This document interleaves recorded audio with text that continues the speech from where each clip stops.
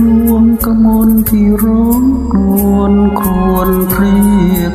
เรศชมสีดันด้นหาน้องของพี่ไม่มีสังสานิทราไม่ลงทั้งมวลแม่ไม้ในไพรพงแม้พบอนงช่วยกระซิบมาบ้างน้องตั้งตารอเสียจนอุตส่าห์ยืนร้องน้ำตาทุกทิศทาง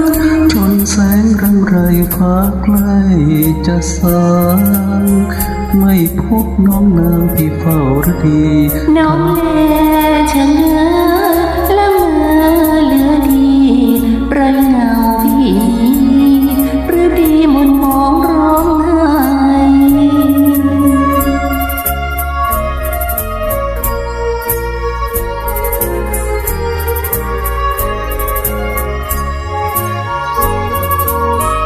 ทนเสียงดูเบาร้องห้องไพรพรึ้ง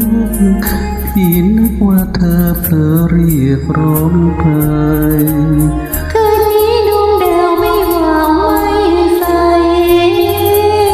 อีกทั้งดวงใจใฝ่ฝันละเมอพี่คอยภาวะพาใจเก้อหลงครวญพร่ำเพ้อถึงเธอคนเดียวแม้